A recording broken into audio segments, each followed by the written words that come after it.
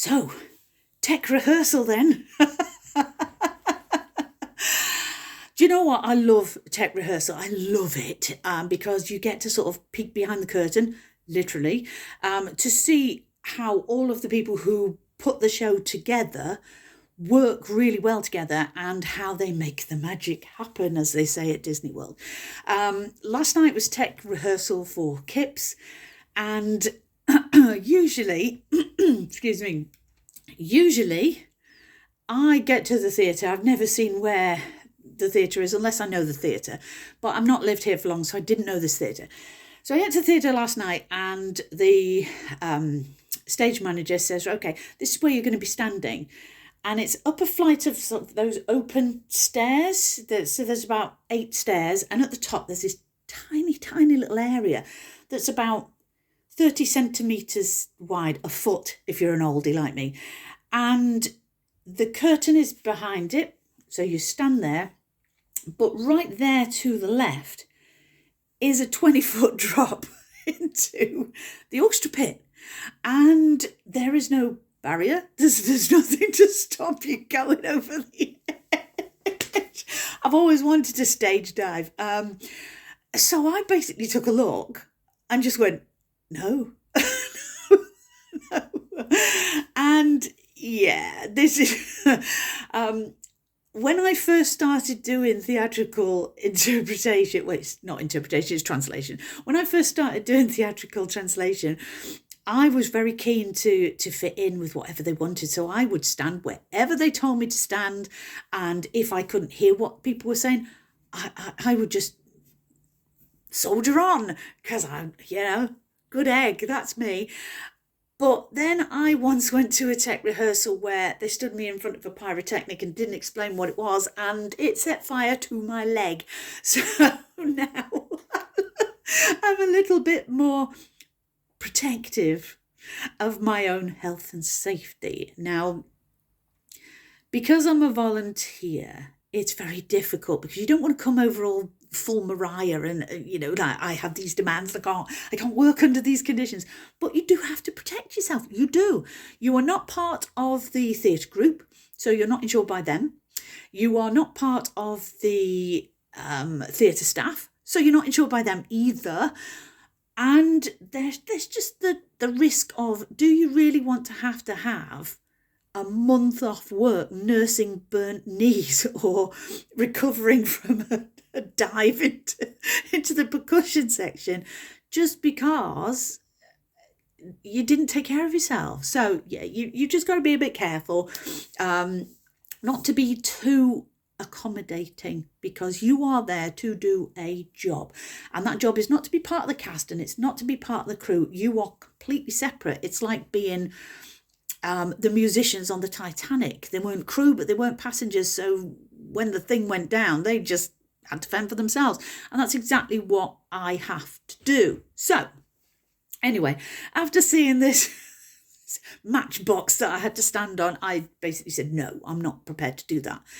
And we went backwards and forwards a bit. Well, can't you just stand still? Like, no, there's a bit of dancing. And also there are 2 characters who had to go down this staircase. And they said, well, you're just going to have to move out the way. But there was nowhere to move. And I did not feel comfortable standing next to this pit of despair into which I was going to fall.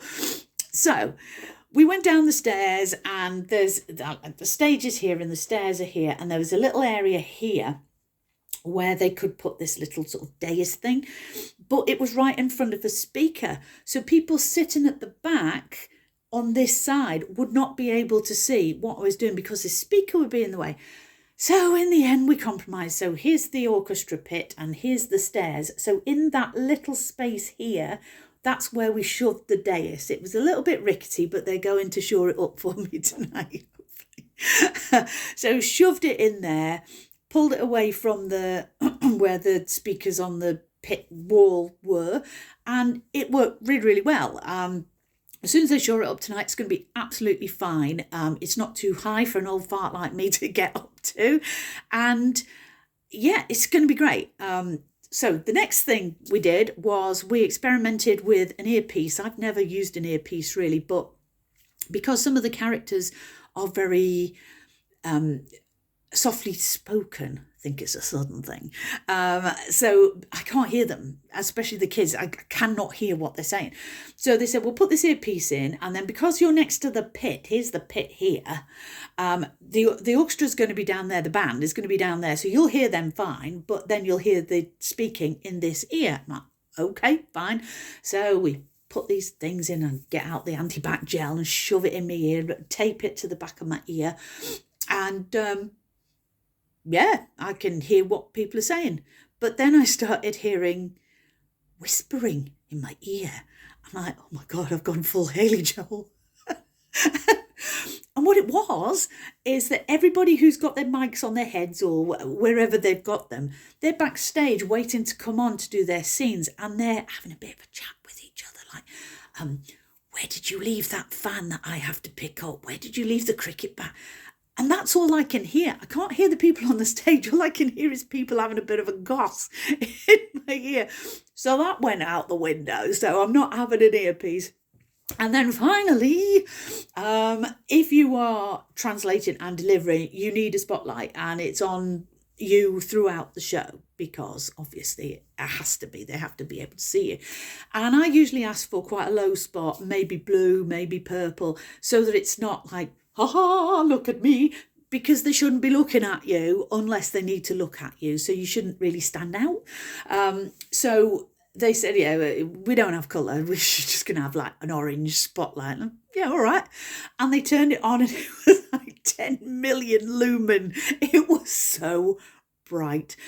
Even with my eyes open, all I could see, couldn't see past the first row of seats, couldn't see anything except floaters in my eye going absolutely berserk.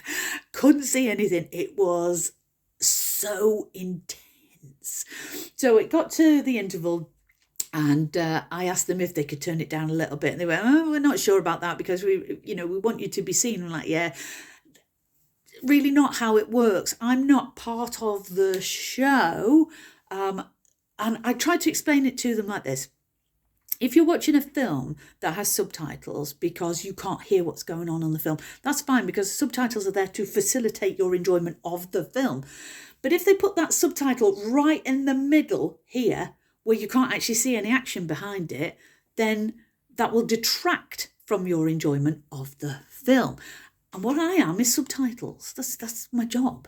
Yeah, I'm there to be relied on when they need me, but not there all the time. I don't want them to be saying, oh, I don't want the deaf audience to say, well, I would have enjoyed the show a lot more had she been more in the background.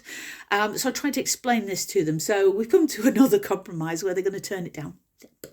But I'm just going to have to suck it up and get on with it, I think. And then once I get feedback from the deaf audience, I can feed that back to the tech guys. So the next time I'm at that theatre, hopefully, we can take it from there. So yeah, so I got my spot sorted out. I got my earpiece, not using it. I got where I'm actually going to be standing sorted out. We've got the health and safety of how I'm going to get to it and how I'm going to get off. And yeah, we're all done. That was my bit at tech. Everything else that I sort of ran along with everybody else, that was just extra practice for me. So tech was fun. I really, really loved tech.